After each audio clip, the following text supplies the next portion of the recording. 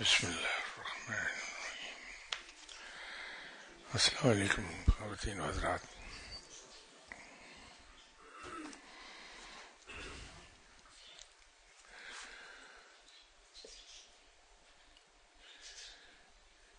ایک چیز، بلکہ یوں کہیے کہ ایک لفظ کا استعمال ہم اکثر و بیشتر کرتے ہیں، عدل، انصاف۔ انصاف کی ڈیفینیشن مختلف جگہوں پر مختلف کتابوں میں مختلف انداز میں ملے گی آپ کو، لیکن حافظ شیرازی صاحب نے عدل کی جو تعریف بیان کی ہے وہ ہے حق بحقدار رسیدن، کہ حقدار کو اس کا حق مل جائے، یہ عدل ہے۔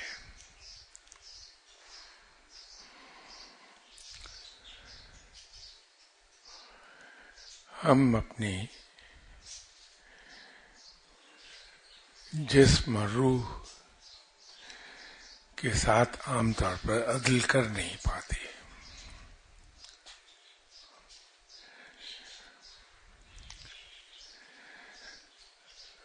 ہم میں سے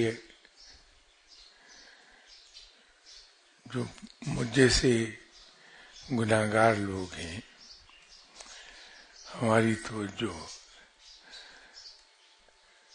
مادی چیزوں پر جن کا تعلق ہمارے جسم سے ہے زیادہ مرکوز ہوتی ہے، اور روح پر توجہ اتنی ہی کم ہوتی ہے ہماری۔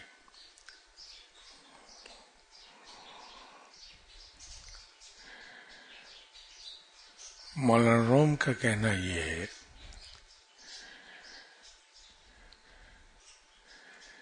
کہ کل کائنات کی دنیاوی چیزوں کی ٹوٹل ویلیو مل کر بھی اتنی نہیں ہے کہ انسان اس کے کھو جانے پر ایک لمحے کو بھی غمگین ہو۔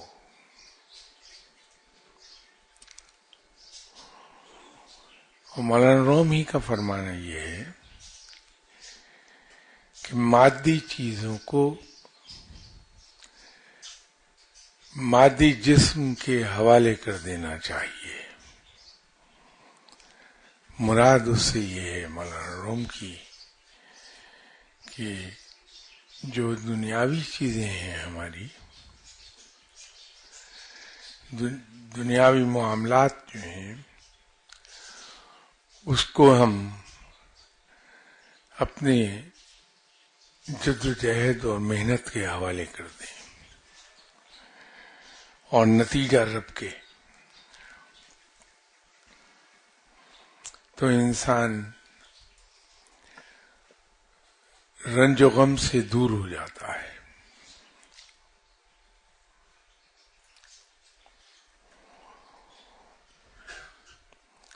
مولانا روم نے اس سلسلے میں ایک بہت ہی خوبصورت مثال دی کہ باغ میں پھلدار درخت بھی ہیں،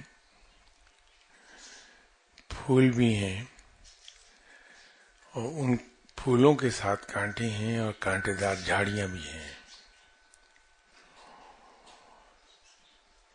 اگر کوئی شخص پھلدار درختوں کو چھوڑ کر اور پھولدار پودوں کو چھوڑ کر کانٹے دار جھاڑیوں کی آبیاری کرتا رہے تو پھلدار درخت اور پھولدار درخت مرجھا جائیں گے اور کانٹے دار جھاڑیاں پھلتی پھولتی رہیں گی۔ تو اسی طرح جب ہم مادی چیزوں کے پیچھے دوڑتے ہیں، ہماری توجہ اسی پر مرکوز رہتی ہے، تو ہماری روح اگنور ہونے لگتی ہے، ہم روح کی پرورش نہیں کر پاتے. تو نتیجہ یہ ہے کہ انسان کو ڈپریشن، یاس، نا امیدی، بے چینی اور غم گھیر لیتے ہیں.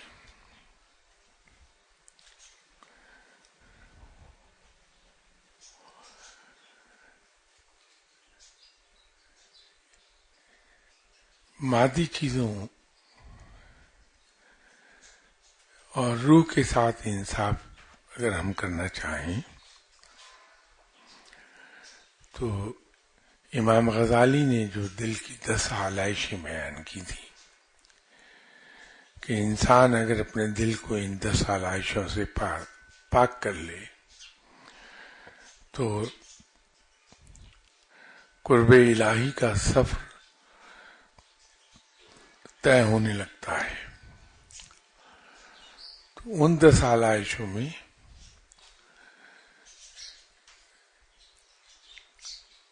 حرص و لالچ اور غصہ، یہ 2 ایسی خوفناک چیزیں ہیں کہ جو انسان کی روح کو زخمی کرتی رہتی ہیں.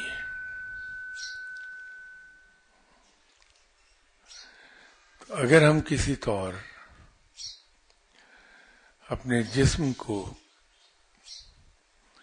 اپنے نفس کو، اپنے دل کو غصے سے پاک کر لیں اور حرص اور لالچ سے پاک کر لیں تو ہم اپنے جسم اور روح کے ساتھ بہتر طریقے پر انصاف کرنے لگیں گے.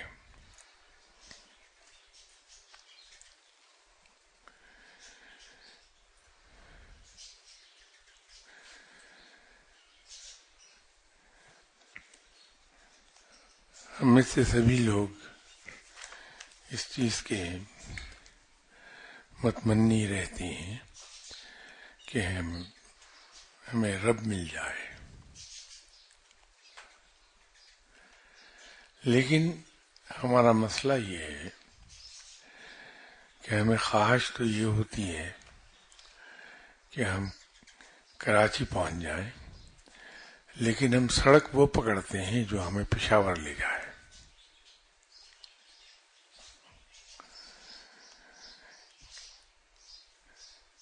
خیال یہ ہوتا ہے کہ ہم رب کو پالیں، لیکن دنیا کی محبت دل سے نکال نہیں پاتے. نتیجہ یہ ہوتا ہے کہ رب کی جانب ایک قدم بھی نہیں اٹھتا ہمارا، اور بدنصیبی سے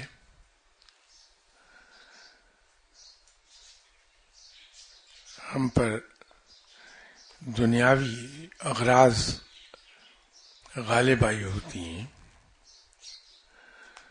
اور دھیان ہمارا دنیاوی اغراض کی طرف لگا رہتا ہے.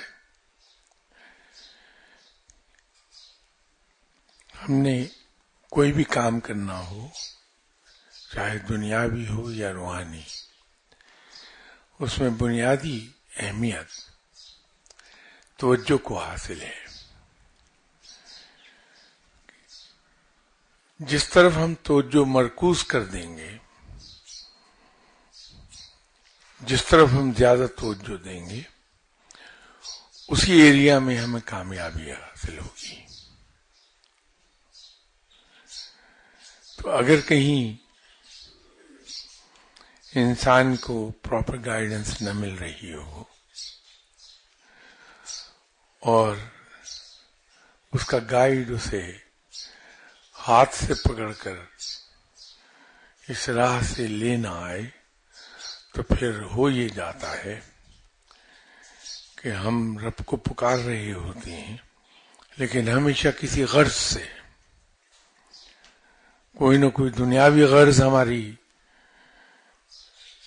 اٹکی ہوتی ہے اور ہم اس غرض کے لیے رب کو پکار رہے ہوتے ہیں، چاہے وہ ہماری پکار نوافل کی صورت میں ہو، تسبیحات کی صورت میں ہو، وظائف کی صورت میں ہو، لیکن اس کے پیچھے غرض ایک ہی ہوتی ہے کہ یہ ہمارا دنیاوی کام ہو جائے۔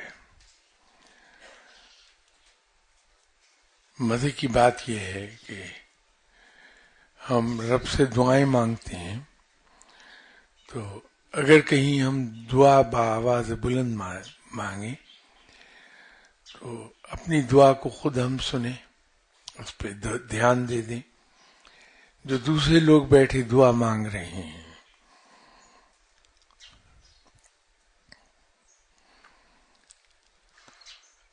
مزے کی بات یہ ہے کہ ہماری دعا کا 90% حصہ دنیاوی اغراض سے ہوتا ہے۔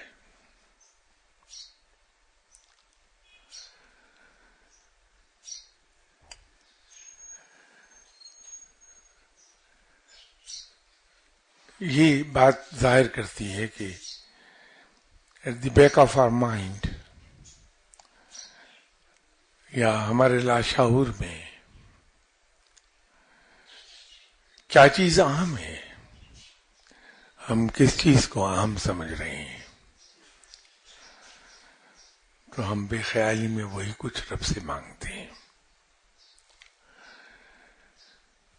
اب اس سلسلے میں مختلف تعویلیں ہم بناتے ہیں کہ رب تو مانگنے سے راضی ہوتا ہے، خوش ہوتا ہے۔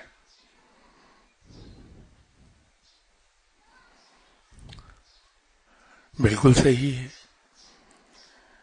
کہ اگر رب سے نہ مانگا جائے تو وہ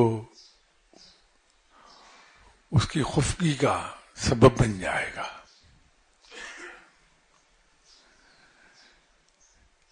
لیکن کیا یہ درست نہیں ہے کہ مانگنے کے لیے تو دنیاوی چیزوں کے علاوہ بہت کچھ ہے کہ جو ہم رب سے مانگ سکتے ہیں؟ اس لیے کہ یہ رب ہی ہے جو ہمیں ہر چیز عطا فرماتا ہے۔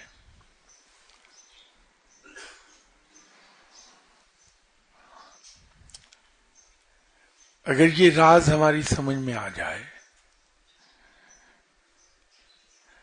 کہ ہم رب سے دنیا نہ مانگیں، اس کے علاوہ اس سے چیزیں مانگیں،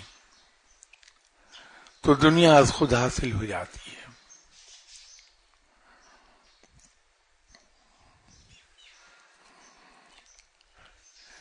اسی سلسلے میں دلیل یہ بھی ہم دیتے ہیں، اگر کوئی آدمی ہمیں سمجھائے، میں تو دیتا ہوں یہ دلیل، کوئی مجھے اگر سمجھانے کی کوشش کرے کہ رب سے تم ہمیشہ دنیا ہی مانگتے رہتے ہو، ایسی چیز اس سے مانگتے ہو جس کو وہ سب سے حقیر سمجھتا ہے۔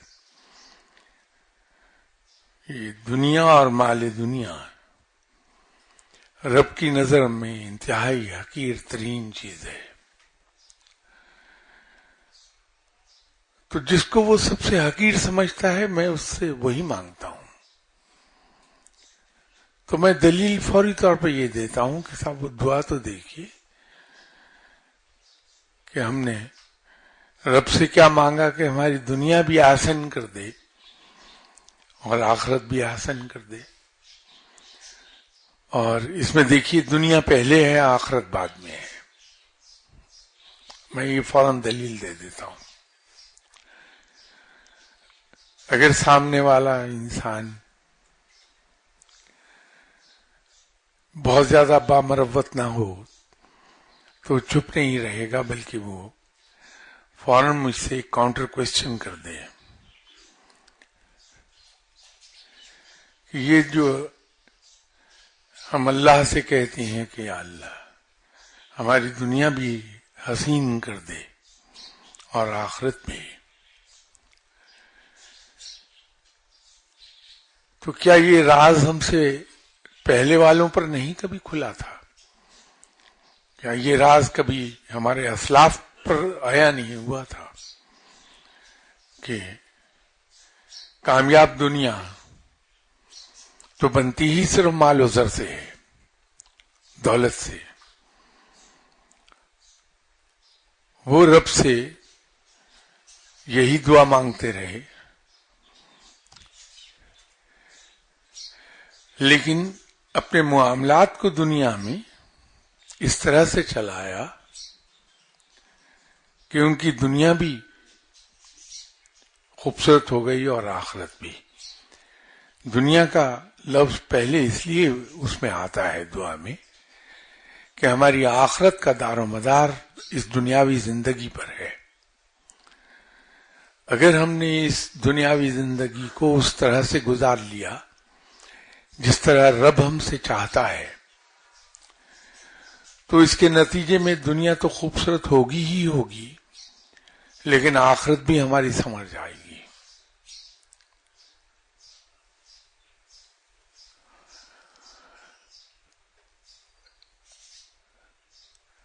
تو میں ہمیشہ ایسے ہیلے بہانے کرتا رہتا ہوں جب کوئی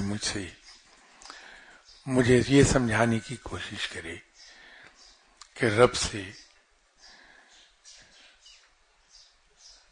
اس کی مغفرت، اس سے معافی مانگ لو، اس لیے کہ ہم انسان ہیں. ہم سے دونوں طرح کے گناہ سرزد ہوتے ہیں، دانستہ بھی اور نادانستہ طور پر بھی.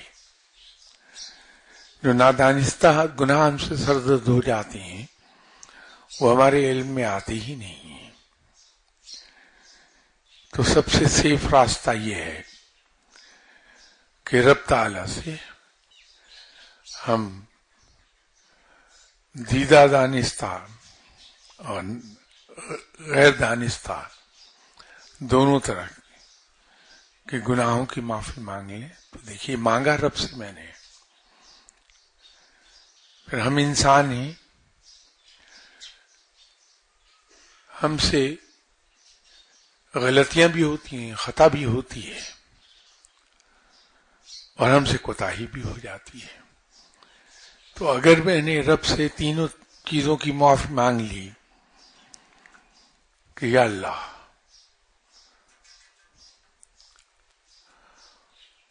مجھے معاف فرما دے میرے ان تمام گناہوں کے لیے جو دانستہ طور پر مجھ سے سرزد ہو گئے اور غیر دانستہ طور پر بھی،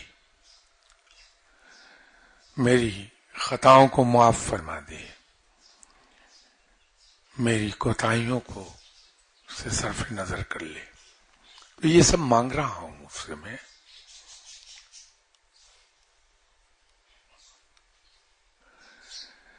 اور اس سے معافی کا طلبگار ہوا، اور اس سے اگلی چیز اس سے یہ مانگ لی کہ یا اللہ تو مجھے اپنی پناہ میں لے لے.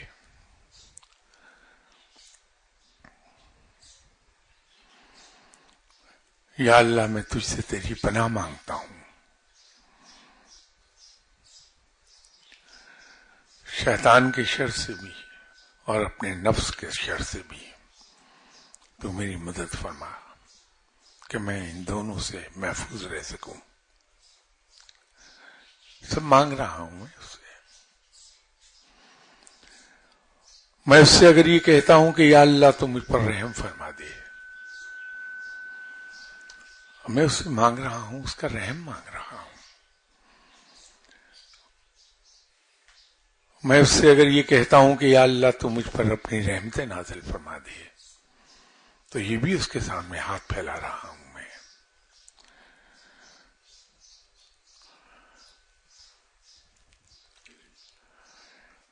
اگر میں اس سے یہ کہتا ہوں کہ یا اللہ مجھے تیرے دیدار کا شوق ہے، یا اللہ تو مجھے اپنا آپ عطا فرما دے، اس سے مانگ رہا ہوں. یہ سب مانگنے کی چیزیں ہیں.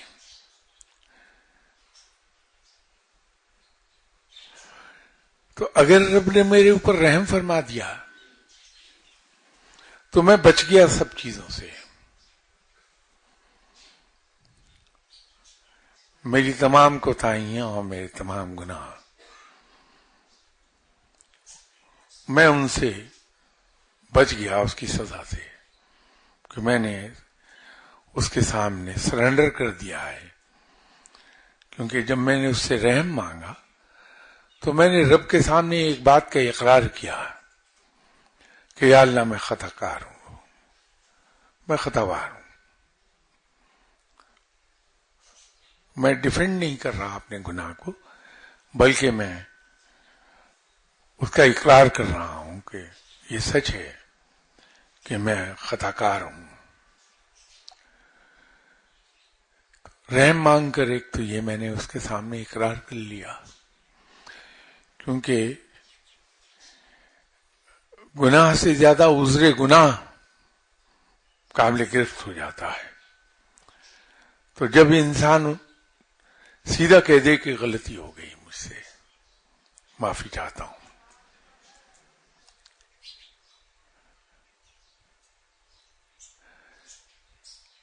دوسرا جب میں اس سے رحم مانگتا ہوں تو میں اس کے سامنے ایک بات کا اقرار کر رہا ہوں کہ یا باری تعالیٰ تو سب سے زیادہ طاقتور ہے،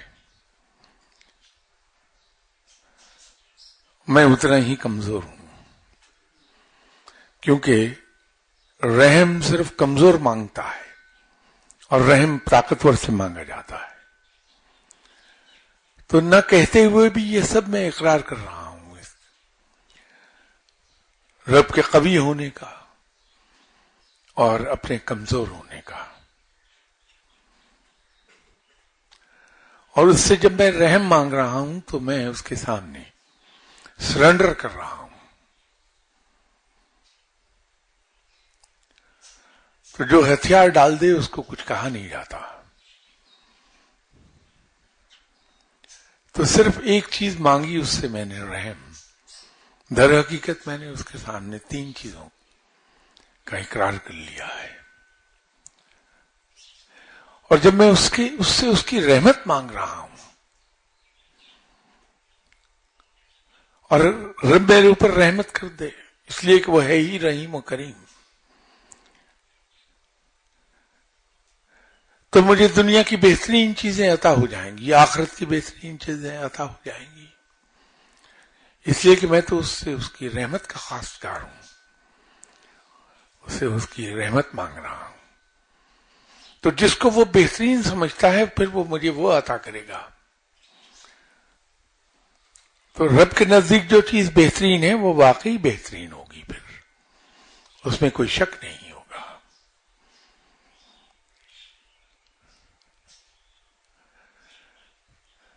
تو جب میں اس سے اس کا قرب مانگتا ہوں، اس کی دوستی مانگتا ہوں، تو دوست تو وہ ہوتا ہے جو انسان کی بھلائی چاہے. تو جب اللہ کی دوستی عطا ہو گئی، اس کا قرب عطا ہو گیا، تو مجھے دنیا جہان کی بھلائیاں عطا ہو گئیں. اس لیے کہ دوست کا تو کام ہی یہی ہے کہ بھلا چاہے دوسرے کا. اب جب میں اس سے یہ کہتا ہوں کہ یا اللہ تو مجھے اپنی ذات عطا فرما دے، یا اللہ تو مجھے اپنا آپ عطا فرما دے، تو جس کو رب مل گیا پھر پیچھے کیا رہ گیا؟ معاملہ ختم ہو گیا، وہاں انتہا آ گئی. تو پھر رہا کیا؟ اگر میں دنیا مانگوں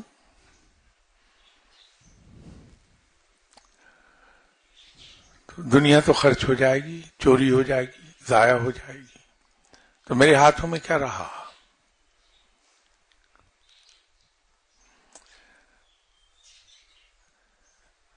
تو مانگنے کو بہت چیزیں ہیں رب سے. یہ بالکل درست ہے کہ رب کو مانگنا بڑا اچھا لگتا ہے کہ اس کا بندہ اس سے مانگے، لیکن مانگنے کے لیے دنیاوی چیزوں سے زیادہ بہتر چیزیں موجود ہیں. ہم اس سے وہ چیز کیوں مانگیں جس کو وہ سب سے زیادہ حقیر جانتا ہے؟ ہم اس سے وہ کیوں نہ مانگیں جو اس کے نزدیک بہترین ہے؟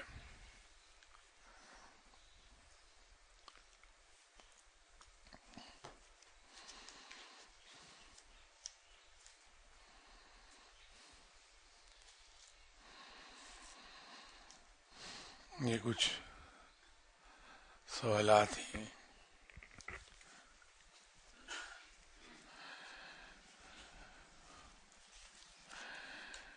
جب شیخ کامل اپنے مرید کو آپ صلی اللہ علیہ وسلم کی بارگاہ میں لے کر جاتے ہیں تو کیا مرید خود بھی اس کا مشاہدہ کر رہا ہوتا ہے؟ یہ ڈپینڈ کرتا ہے کہ مرید روحانیت کے کس مقام پر فائز ہے. شیخ کامل کی بھی مجال نہیں ہے کہ وہ اپنے کسی مرید کو آپ صلی اللہ علیہ وسلم کے دربار میں بغیر وہاں کی اجازت کے لے جائے. وہ دربار تو ایسا دربار ہے جہاں خود فرشتے بھی بغیر اجازت نہیں جا پاتے. تو بیچارہ شیخ کامل کیا بیچتا ہے؟ وہ لے کے جائے گا جب اس کو اجازت دے دی جائے گی. اور جب مرید اس مقام پر آتا ہے تو پھر شیخ کامل جب اپنے مرید کو آپ صلی اللہ علیہ وسلم کی خدمت میں پیش کرتا ہے تو مرید مشاہدہ کر رہا ہوتا ہے. دوسرا سوال ہے کہ اگر شیخ کامل اپنے کسی مرید کی روحانی ڈیوٹی لگانا چاہیں اور اس مرید میں استعداد نہ ہو تو کیا شیخ کامل اپنی کوئی پڑھائی اس مرید کی طرف سے آپ صلی اللہ علیہ وسلم کی بارگاہ میں پیش کرتے ہیں تاکہ اس مرید میں وہ ڈیوٹی سر انجام دینے کی استعداد پیدا ہو جائے؟ بالکل یہ درست ہے کہ اگر کوئی مرید ابھی اس مقام پر نہیں آیا کہ وہ کوئی ڈیوٹی سر انجام دے، اور اگر حالات ایسے ہوں کہ اس مرید کی ڈیوٹی لگانا ضروری ہو جائے تو شیخ عطا سے کام لیتا ہے. اس کو عطا کہتے ہیں. وہ اسے وہ چیز عطا کر دے گا، وہ گرچہ محدود ہوگی صرف اسی ایریا کے لیے. اس کے وہ پیرامیٹر سیٹ ہوں گے کہ اگر وہ یہ کہہ دے اپنے مرید سے کہ جو بھائی اس آدمی کو دم کراؤ تم، وہ ٹھیک ہو جائے گا، یہ پڑھ دینا وہاں. تو وہ اس مریض کے لیے اسپیسیفک ہے کہ ایسا مرید اس مریض کو جب دم کر دے گا، اگر وہی پڑھائی دوسرے پر پھونک کر دم کرنے کی کوشش کرے نہیں ہو پائے گا. وہ اسپیسیفک ہوتی ہے. اگر کوئی شیخ مرید کو یہ اجازت دے دے کہ تم وہاں اپنے گھر پہ بیٹھ جاؤ، جو آئے اس کو دم کر دینا، وہ ٹھیک ہو جائے گا، تو وہ گھر میں بیٹھ کے دم کرے گا تو ٹھیک ہو جائے گا بندہ. کوئی بھی آئے گا دم کر دے گا، ٹھیک ہو جائے گا. لیکن ایک بات ہمیں یاد رکھنی چاہیے کہ عطا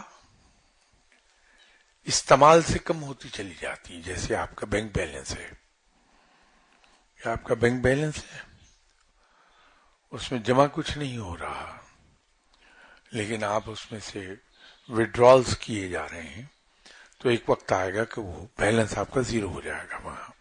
تو عطا کا معاملہ بھی یہی ہے. اس لیے اگر شیخ عطا کرے بھی اور مرید اگر سمجھدار ہے تو وہ معذرت کر لے کہ حضور یہ عطا مہربانی آپ کی، آپ اتنے عنایت کر رہے ہیں، لیکن اس عطا کا میں کیا کروں گا جو خرچ ہو جانے والی ہے.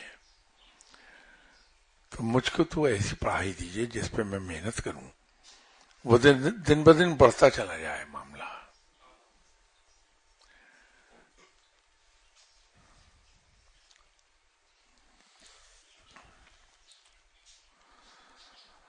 اگلا سوال یہ کہ کچھ لوگوں کی شخصیت اور قرب ہماری روح کو بیمار کر دیتی ہے. اس طرح کچھ جگہوں پر جا کر ہماری روح بہت بوجھل ہو جاتی ہے. بعض گھروں میں جا کر ایسا ہی احساس ہوتا ہے کہ روح وحشت زدہ ہو جاتی ہے. ایسا کیوں؟ اس کیفیت سے باہر آنے کے لیے کیا کیا جائے؟ اس کی دو وجوہات ہو سکتی ہیں. ایک تو یہ ہے کہ وہاں اگر انسان جو گیا ہے وہ خود بہت نیک ہے، اللہ کی راہ پہ چلنے والا ہے، ایسی جگہ چلا گیا یا ایسی انسان سے ملاقات ہو گئی جہاں معاملات اس کے برعکس ہیں، تو روح پر ایک بوجھ آ جائے گا. اللہ کو یاد کرنے والا آدمی ہے، ذکر الہی کرنے والا آدمی اگر ایسی جگہ چلا جائے جہاں کالا جادو ہو رہا ہے یا کالے جادو کا عامل اس کے پاس آ جائے تو ایسے آدمی کے سر میں درد شروع ہو جائے گی. فوراً اسے وہ ٹکراؤ ہوگا جس کی وجہ سے اس پہ بوجھ آئے گا. وہ بعض اوقات یہ بھی ہو جاتا ہے کہ ذکر اذکار تو بہت اقسام کے ہیں، تو کسی ایسی جگہ چلے گئے جو سلسلہ آپ کے سلسلے سے مطابقت نہیں رکھتا ہے، تو وہاں انسان فیل کرتا ہے کہ میں بوجھل ہو گیا. بعض کا ہوتا یہ ہے کہ یہ آدمی خود بہت ایڈوانس لیول پر گیا ہوتا ہے، جو ٹکراؤ رکھتا ہے وہ بھی اپنی راہ میں بڑے مقام پر ہے، تو وہ جب اتنا بڑا ٹکراؤ وہاں ہوگا تو پھر طبیعت پہ بہت بوجھ ہو جائے گا. وہ لوگ جو پاکستان میں رہتے ہیں، الحمدللہ اسلامی ملک ہے اور روحانی راہ پر ہیں، آگے گئے ہیں، ایسے لوگ جب انڈیا جاتے ہیں تو وہاں انہیں ایک عجیب سی اسمیل محسوس ہوتی ہے جو بہت ہی بھگا دینے والی ہوتی ہے. وہ بڑا مشکل ہوتا ہے اسے برداشت کرنا.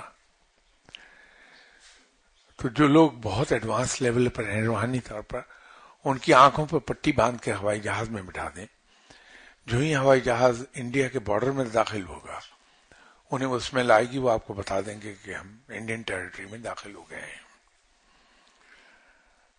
اس لیے کہ اس کی روح اتنی لطیف ہے کہ کفر اور شرک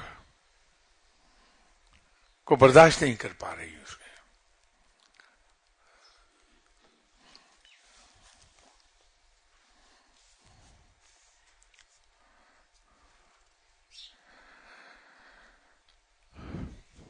یہ سنا ہے کہ جہاں درود شریف پڑھا جاتا ہے وہاں آپ صلی اللہ علیہ وسلم اہل بیت و صحابہ کرام کے ہمراہ تشریف لے آتے ہیں. ہم ان کی موجودگی کیسے محسوس کر سکتے ہیں؟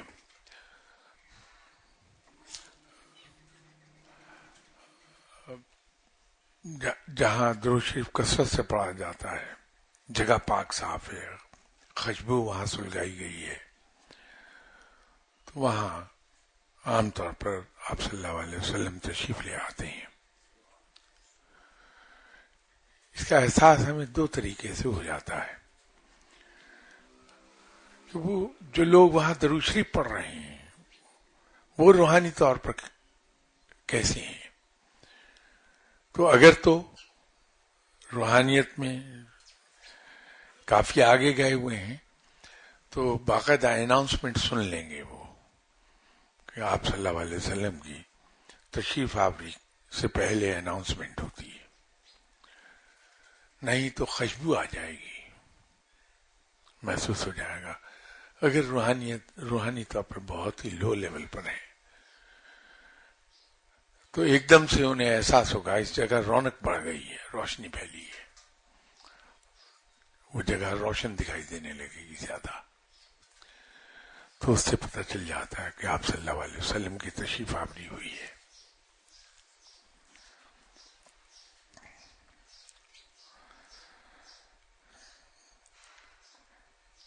صاحب کشف و کرامات فقیر کا تو پتہ چل جاتا ہے، لیکن یہ کیسے پتہ چلے کہ کوئی فقیر مشاہدہ حق کے مقام پر ہے؟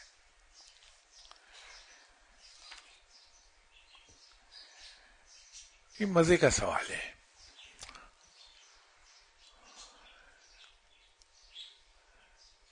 اگر کوئی فقیر ہے اور آپ کو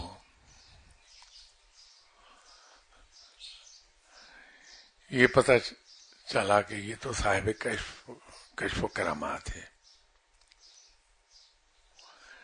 تو اسے اس کے مقام کا ادراک ہو جائے گا بڑی آسانی کے ساتھ۔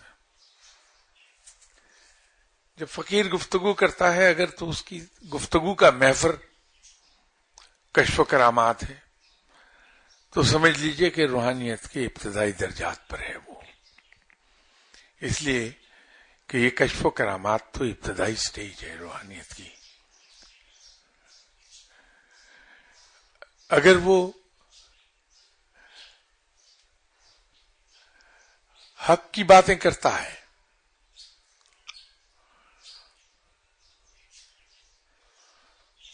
یا جب وہ رب تعالیٰ کا ذکر کرتا ہے تو اس کی آواز میں ایک عجیب خوشی اور ایک عجیب سا نشہ آپ کو محسوس ہوتا ہے، جیسے ایک باپ اپنے لائق بیٹے کا جب ذکر کرے گا تو اس کے لب و لہجے میں آپ کو ایک عجیب سا فخر اور ایک عجیب سی خوشی محسوس، فرق پتہ چل جاتا ہے۔ تو جو فقیر مشاہدہ حق میں مبتلا ہوتا ہے، جو رب کا ذکر کرے گا تو اس کا لب و لہجہ بدلے گا، اس کے اندر ایک عجیب سا آپ کو نشہ اور ایک عجیب سرخوشی کا سا احساس ہوگا کہ اس کی ٹون بدل گئی ہے۔ تو جب آپ اس کو، وہ جب گفتگو کر رہا ہو حق کے بارے میں، تو آپ اس کو کشف و کرامات کی طرف گھسیٹیں تو اس میں ناگواری کا احساس آئے گا، اس لیے کہ اس کو اس مقام سے نیچے اتر کے آنا پڑے گا جو وہ پسند نہیں کرتا ہے، تو بھاگے گا کشف و کرامات سے کہ اس کا ذکر نہ ہی کوئی چھیڑے تو ہے، اور رب کی باتیں کر کے خوش ہوگا۔ تو سمجھ لیجئے کہ مشاہدہ حق کے مقام تک گیا ہوا ہے وہ بندہ۔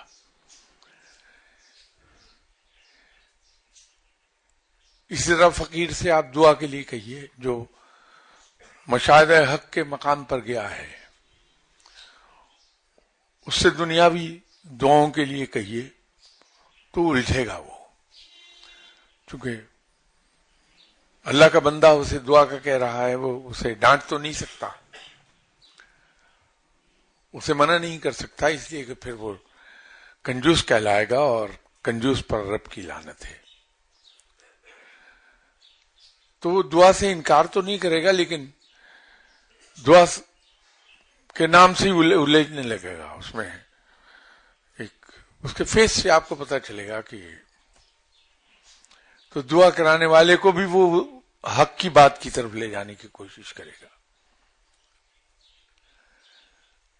تو وہ پتہ چل جاتا ہے کہ یہ مشاہدہ حق کے مقام پر ہے۔ تو اگر وہ کہانیاں سنانے لگے آپ کو کشف و کرامات کی، آپ اس سے حق کی بات کریں اور وہ آپ کو کشف و کرامات کی بات کریں، تو سمجھ لیجئے کہ وہ ابھی بڑے نچلے درجے پر ہے۔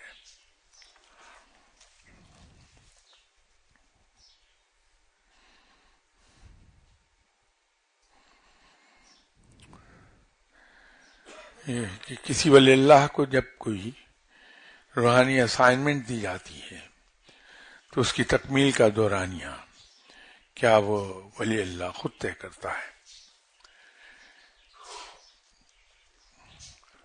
ایسا نہیں ہے، لیکن اس کی ڈیٹیل میں شاید میں نہ جا پاؤں، اس لیے کہ یہ وہ معاملات ہیں جن کو کسی قیمت پہ بھی نہیں کھولا جاتا۔ جو فقیر کے ساتھ واردات پیش آئی ہے، مشاہدہ کیا ہے، تجربے سے گزرا ہے،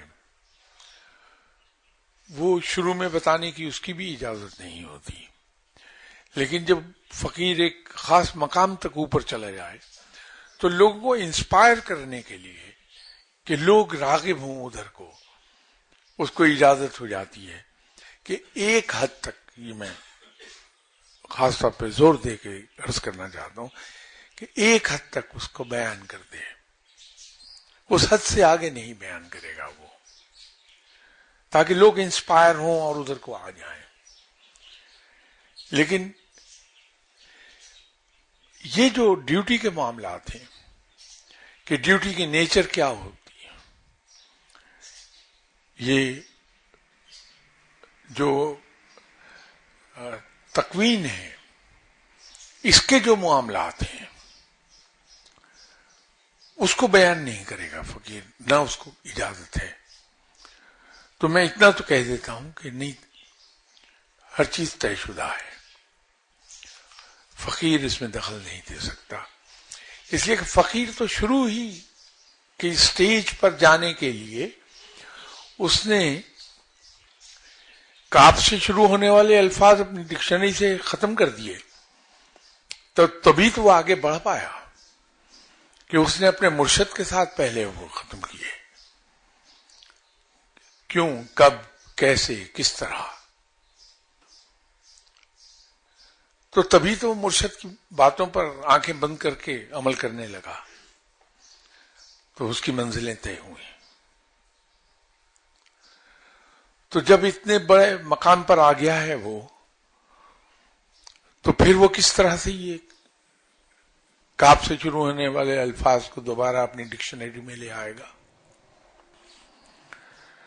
اس لیے فقیروں کے یہاں نہیں ہے، جو اس کے ذمہ ڈیوٹی ہے وہ خاموشی سے کر دے گا۔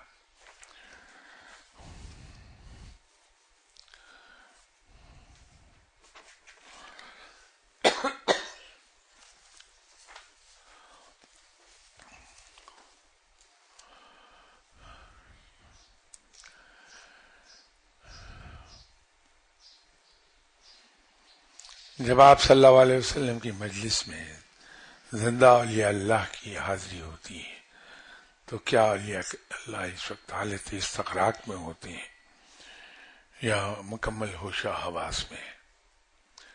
یہ غالباً اصل میں پوچھنا یہ چاہ رہے ہیں یہ صاحب کہ وہ روحانی طور پر وہاں ہوتے ہیں یا جسمانی طور پر؟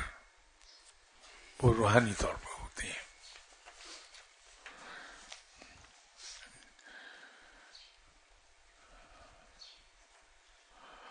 آپ صلی اللہ علیہ وسلم کی مجلس میں کیا ہر ولی اللہ کی جگہ مخصوص ہوتی ہے یا تبدیل ہوتی رہتی ہے؟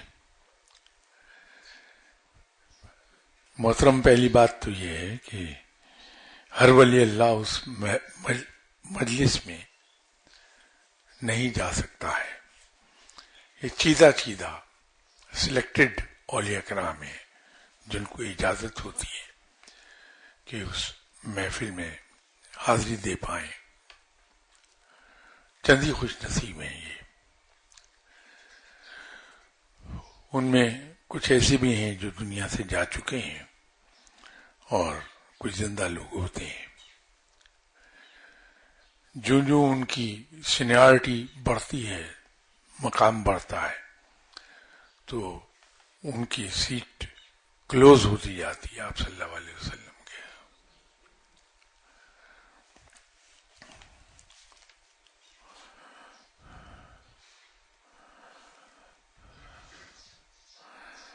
آپ صلی اللہ علیہ وسلم کی مبارک مجلس میں کیا اہل برزخ اولیاء اللہ بھی موجود ہوتی ہیں؟ کیا ان کی کوئی خاص پہچان ہوتی ہے؟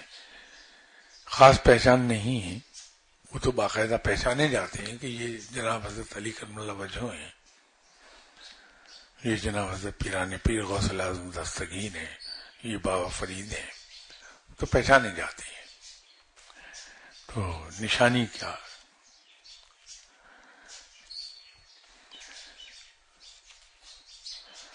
جیسا آپ نے کہا تھا کہ بعض اولیاء اللہ کا تصرف یا حکم ان کی وفات کے بعد بھی جاری رہتا ہے، سوال یہ ہے کہ اہل برزخ اولیاء اللہ بھی کسی روحانی ڈیوٹی پہ معمور ہوتی ہیں. یہ اللہ تعالیٰ کی ایک خاص عنایت اور انعام ہے ان اولیاء اللہ پر جنہوں نے اللہ تعالیٰ کی راہ میں اپنے آپ کو مٹا ڈالا. تو کچھ ہی لوگ ہوتے ہیں ان پر اللہ کا یہ خاص انعام ہوتا ہے کہ مر جانے کے بعد بھی ان کا حکم جاری رہتا ہے، جیسے بابا سید تاج الدین اولیاء، ان کا حکم آج بھی جاری و ساری ہے.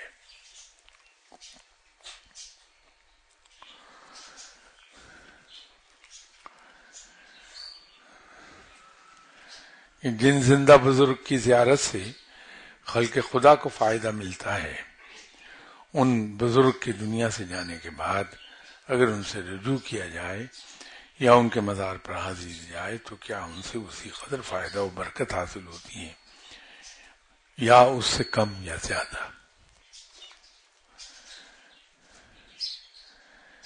دیکھیے، زیارت سے تو کوئی فائدہ ہوتا نہیں ہے.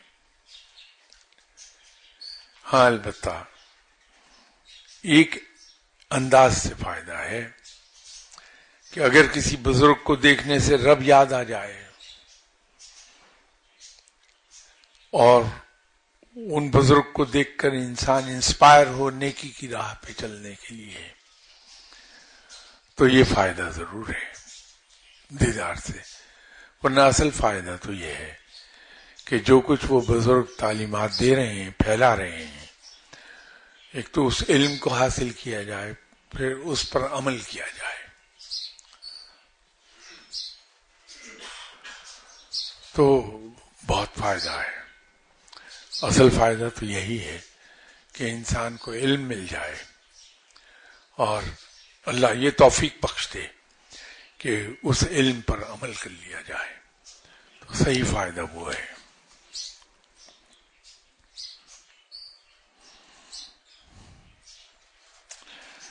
وہ کون سے حالات ہیں جن میں مرشد اپنے مرید سے لا تعلق ہو جاتا ہے؟ ایک ہی صورتحال ہوتی ہے جب کوئی مرید ریپیٹڈلی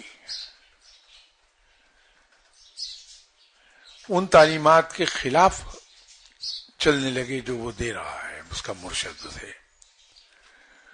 میں ریپیٹڈلی کہہ رہا ہوں، ایک دو چار خطاؤں پر تو کچھ نہیں کہتا، مرشد ڈانٹ دے گا.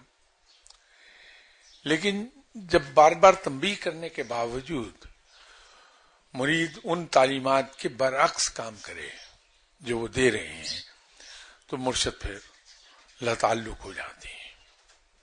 ایسے کئی ایک واقعات پیش آئے ہیں ماضی میں کہ کچھ مریدوں نے از خود دعاؤں کا سلسلہ شروع کر دیا، لوگوں کے لیے از خود تعلیم دینے کا سلسلہ شروع کر دیا، اور وہ ظاہر ہے کہ ابھی پختگی کے اس مقام پر نہیں کہ جہاں مرشد انہیں اجازت دیتے. تو نتیجہ یہ ہے کہ وہ خلق خدا کے لیے نقصان کا سبب بننے لگتے ہیں،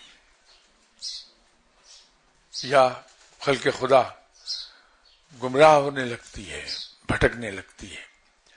تو مرشد اس کو برداشت نہیں کرتے، وہ تنبیہ کرتے ہیں، نہ باز آئے تو لا تعلق ہو جاتے ہیں. ماضی میں ہوتا رہا ہے یہ.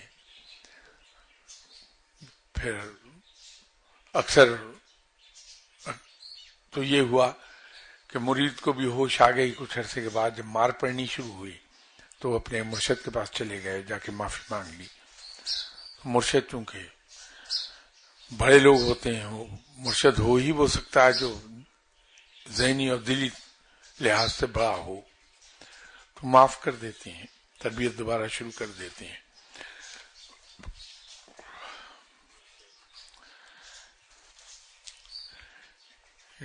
اگلا ان کا سوال خاصا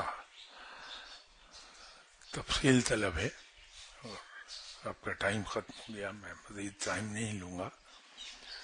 اس کو انشاءاللہ نیکسٹ سنڈے بشرط زندگی بیان کریں گے. سوال ہے کہ ولایت کی کتنی شاخیں ہیں؟